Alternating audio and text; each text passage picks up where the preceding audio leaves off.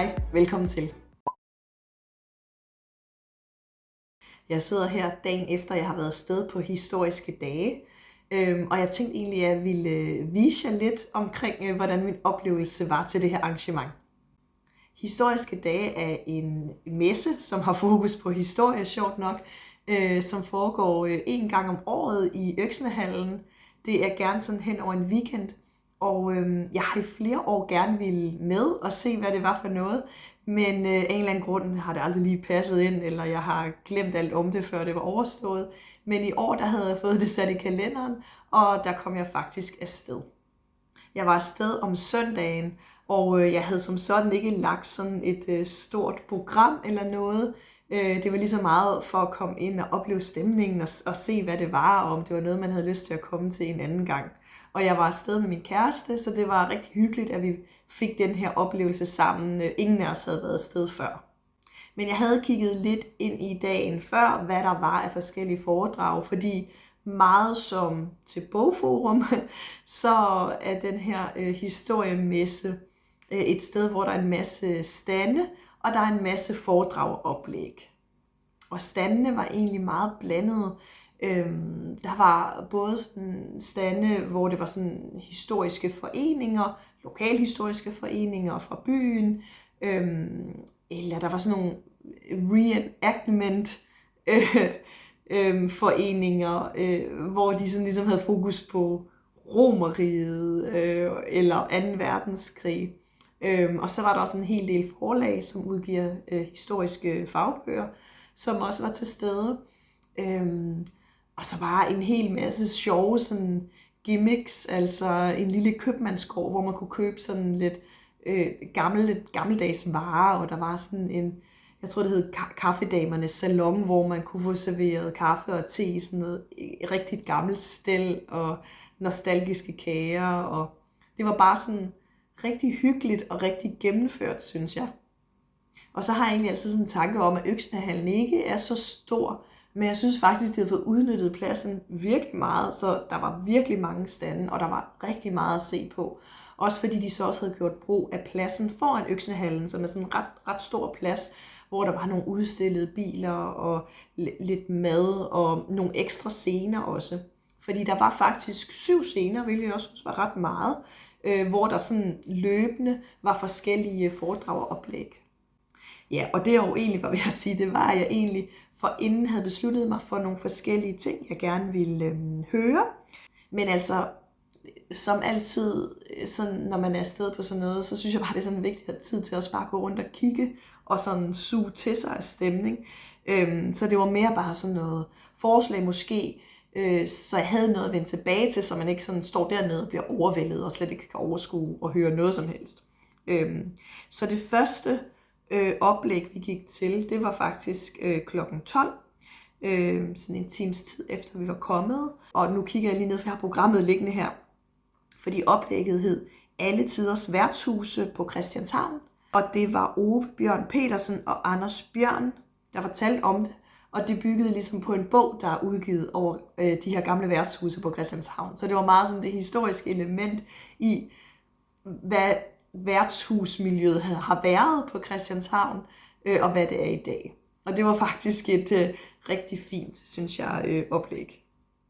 Det er jo det her brune 70'er værtshus, vi alle sammen har på nethinden. Men hvordan havde et værtshus set ud i nogle punktnedslag, f.eks. 1600, 1880 og 1935?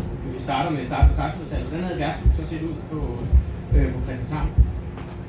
Altså mange af de allerældste værtshus, de lå jo typisk i sådan en lavloftet kælder, som et eller to værelser, mere har nok ikke været. Så efterhånden kommer der nogle restriktioner. Det er en af grundene til, at antallet bliver reduceret lidt fra 94 til 1880, og så ryger det ned til næsten halveret på 50 år. Men de har ikke været særlig lækre, der har været sendt på billedet, og det fortæller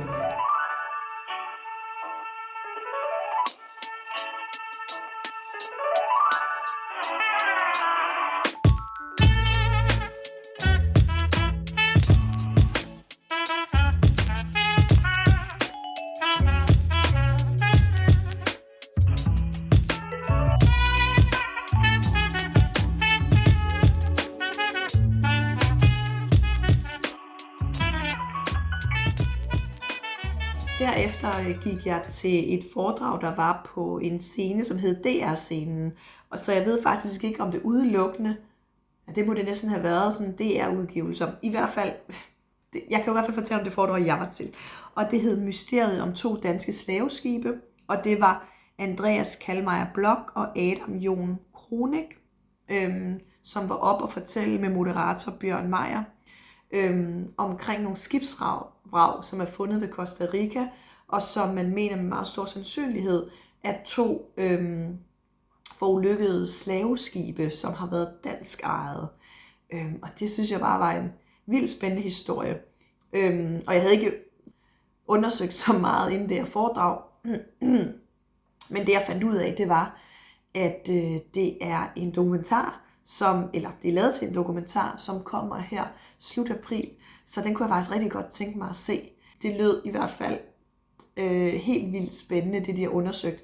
Jeg tror, det var sådan, jeg ved ikke, om det var et særafsnit eller et tillæg til den serie, der hedder Forsvundne Arvinger, som jeg faktisk ikke har set, som jeg godt kunne tænke mig at se. Men her går de til og kigger på, jamen de her slaver, som var på det her skib, deres efterkommere, og de her mennesker, besætningen på skibet, som var danskere, deres efterkommere. Så det, det er jeg faktisk helt vildt interesseret i at se den dokumentar. Det var sådan et god lille smagsprøve på programmet, man fik i det her foredrag. Med identitet og sådan noget, men fra din stol, hvad giver det dig? Jo, men altså populært sagt, så lever dine slægtninge, de lever videre i dig.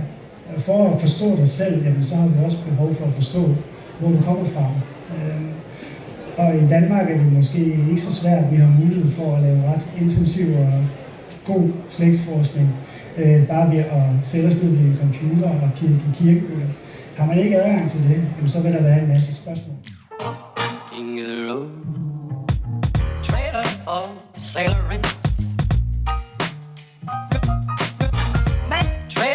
Sailoring, ain't got no cigarettes, but trailer for sailoring. Give, don't pay no trailer for sailoring. Trailer for sailoring. Okay, jeg beklager altså, min stemme knækker en lille smule. Jeg ved ikke, hvad der er sket. Jeg har været lidt forkølet og haft lidt ondt i halsen, og det er altså mundet ud af, at min stemme er sådan helt skør. Så I må lige bære over med mig. Det er simpelthen den eneste måde, jeg kan snakke på. Det er meget bedre, end det var i weekenden. Men det sidste foredrag, vi gik til, vi kom så lidt før, så vi hørte lige slutningen på det forrige foredrag, så det skal jeg måske lige starte med at nævne. Og det var det foredrag, der hed Den franske skole og bombardementet, som også er en bog, der er udgivet omkring det, og egentlig en sag, jeg sådan har læst og hørt lidt om.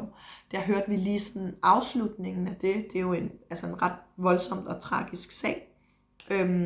Men det, vi var kommet for at høre, det var det foredrag, der hed Paraplymordet, som er forfatteren Ulrik Skotte, der har udgivet en bog omkring det, med moderator, der hed Hans Davidsen Nielsen. Og det er bare en virkelig, virkelig spændende, meget kringlet historie, som har alle mulige tråde ud til alt muligt. Og man kunne virkelig høre, hvordan forfatteren havde været dybt involveret i den her sag. Blandt andet, fordi han har haft personlig kontakt med en, kan man sige, semi-impliceret i sagen, eller i hvert fald en person, der har været meget tæt på en, der har været impliceret i sagen, og som på en eller anden måde har fået nogle dokumenter fra den person, som så er blevet overdraget til den her forfatter. Så på den måde har han virkelig haft hænderne nede i materien i den her sag, og har også nogle ret interessante synspunkter på sagen. Og vi rejser simpelthen spontant til Bulgarien, og det lykkedes os at finde Zhivkovs hus, og altså Sofia var forfærdelig dengang, der var en gadenavn for eksempel. Og han sidder så i husarrest. Og så kommer hans søn ud og siger, hvis du skal snakke med Zhivkov, så skal jeg have $2,000. Så det har jeg ikke, og det må jeg ikke give som journalist. Og alligevel siger han så, okay, så kom med ind og vent. Og så sidder Zhivkov i et køkken, og han var en gammel mand på det tidspunkt, og han lignede sådan lidt en fra en gammel film, altså med kæmpe tyk læsebriller, og af en eller anden grund havde han enorme ører. Det var simpelthen det første, jeg sådan registrerede, enorme ører. Og så lærer han sig så interview på bulgarsk, og jeg har en tolk med, og hun kan jo slet ikke være i det der, altså den mand har været diktator i 36 år, og nu sidder hun i køkkenet med ham, så hun havde sådan et langt pandehår. Jeg kunne kun se det pandehår, så bordkanten, fordi hun kiggede ikke op på noget tidspunkt, og hun kunne næsten ikke snakke, fordi hun var så bange.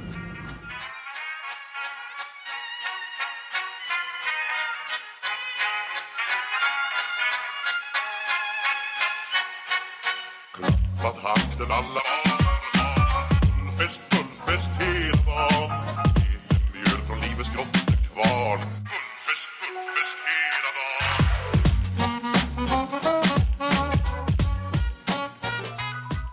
Men det var altså de 3 foredrag, vi nåede, som var virkelig gode, alle 3, synes jeg, og virkelig interessante. Jeg var i hvert fald ret begejstret, og jeg tror, der har været rigtig mange gode foredrag hele weekenden. Men ved kun at gå til 3,5 cirka, det gjorde så også, at der var god tid til at gå rundt, fordi jeg nyder faktisk også til sådan nogle messer at gå rundt på standene. Og jeg personligt var jo selvfølgelig også meget interesseret i de forlag, der var, og hvilke bøger der var. Og det er jo klart, det var meget faglitteratur. Jeg læser ikke så meget faglitteratur. Jeg vil gerne læse mere, men jeg er sådan meget selektiv. Jeg kan nogle gange godt se, okay, får jeg det her læst, eller får jeg ikke det her læst? Og jeg vil selvfølgelig ikke købe en masse bøger, jeg ved, jeg ikke får læst, selvom at emnet kan være interessant. Men jeg fik faktisk købt 2 bøger med hjem. Og den ene er en bog, som jeg har været interesseret i før, men bare aldrig har fået læst. Og det er denne her, der hedder Onkos. Jeg ved ikke helt, om det udtales sådan, Onkos, af Jeanette Varberg. Og det er ligesom sådan en gennemgang af sygdommen, kræftens historie. Og det sætter hun så ligesom op imod sit eget sygdomsforløb, fordi at, som jeg forstår det, er hun diagnosticeret med kræft og gennemgår sådan et kræftbehandlingsforløb. Så det er sådan ligesom 2 parallelle historier, der sådan på en eller anden måde sikkert bliver kørt meget fint sammen, fordi hun selv står midt i det her sygdomskaos. Så jeg synes, det historiske aspekt lyder ret spændende, og som nogle af dem, der følger med her på kanalen måske ved, så er jeg ret interesseret sådan i kroppen, og hvordan kroppen reagerer på forskellige ting, og derunder også sygdom. Så jeg tror faktisk, at den her bog kunne være rigtig spændende. Og så købte jeg også en anden bog, som måske er lidt mere uden for min comfort zone. Men jeg synes bare, at den lød så spændende, og så kostede den kun 50 kroner. Og det er denne her, der hedder Neandertaler. Liv, død, kunst og kærlighed. Og den er skrevet af en forfatter, der hedder Rebecca Bragg Sykes. Og jeg læste den lige bagpå, og som jeg forstår det, har hun rigtig mange år forsket inden for det her område, og har vist noget baggrund inden for noget geovidenskab. Så hun har dykket rigtig ned i emnet, og stykket sammen, hvordan, altså hvad der ligger af forskning og beviser for, hvordan de her mennesker har levet, hvordan de har været. Fordi det er jo ret fascinerende, det er utrolig mange år, den her, kalder man det en menneskerace, har levet på kloden, men jo desværre ikke gør det mere.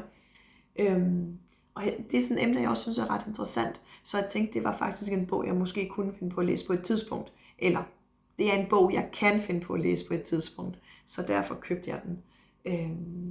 Så det glæder mig faktisk lidt til at dykke ned i. Og det var faktisk de 2 bøger, jeg købte. Så købte jeg en anden ting, som ikke var en bog. Det var faktisk en plakat, og jeg ved ikke helt... jo, jeg tror lige, jeg viser jer den. Jeg kunne bare ikke lige stå for det. Ej, nu larmer den her elastik lige. Det var en plakat, som... Jeg tror, det bare... Jeg ved ikke, om det hed... Om det var Københavns Lokalhistoriske Forening, eller... Jeg ved faktisk, jeg tror, det var flere lokalhistoriske foreninger i forskellige københavnske områder, der ligesom havde slået sig sammen om en stand. Så jeg ved ikke helt præcis, hvem det var, der solgte den her, eller om det er sådan ligesom en sammenslutning af alle de foreninger. Men i hvert fald er der sådan en slags plakat, altså sådan noget ret kraftigt materiale. En plakat over København i 1909. I kan nok ikke se det hele, men I kunne måske se lidt af den. Og jeg synes bare, den var så flot. De havde fået den sådan forstørret op til sådan et kæmpe banner, som vi under frokosten brugte meget tid på at studere. Jeg synes faktisk, det er et vildt flot kort. Og jeg synes, det er sjovt at se, hvordan København så ud i 1909, især når man bor i byen, fordi så kan man ligesom hurtigt sammenligne, og jeg kan se, hvor jeg selv bor, og jeg synes bare, det var helt vildt flot. Og jeg tænkte, at jeg på et tidspunkt godt kunne finde på at hænge det op, derfor jeg købte det. Jeg ved ikke helt, om det bliver den her lejlighed, men hvis jeg på et eller andet tidspunkt får et lidt større sted, og måske et lille bibliotek, så kunne det passe vildt godt ind i sådan et. Så det købte jeg også. Men altså alt i alt, så synes jeg, det var en rigtig god oplevelse. Og det passede rigtig fint for mig at være afsted sådan en enkelt dag, og få lidt foredrag, få lidt sådan nye input fra de her forskellige stande. Der var rigtig mange, der rigtig gerne ville snakke og fortælle om, hvad de lavede. Der forresten brugte vi ret lang tid på at snakke med en, der stod i en stand for slægtsforskning. Det havde jeg glemt lige at nævne. Hvilket også var super interessant, og han fortalte om sin egen slægtsforskning, og hvad han selv havde fundet ud af. Det var sådan nogle helt vilde familiehistorier. Så der var bare den her sådan glæde og lyst til at fortælle og dele historie, som jeg synes er så dejligt, når man kommer ud sådan nogle steder. Så det kan altså godt anbefales, hvis der er andre, der kunne være interesserede. Jeg kunne i hvert fald godt finde på at tage afsted igen næste år. Men jeg håber, I har nydt den her lille, meget korte video, hvor jeg har vist jer lidt klip, og forhåbentlig har I sådan kunne få en fornemmelse af stemningen. Det kan også være, at I selv var afsted, og så ved I allerede, hvordan det var. Så fortæl mig meget gerne ned i kommentarerne, hvis I selv har været afsted i år, eller måske nogle andre år, og hvad I synes om historiske dage. Og ellers så ses vi bare i næste video.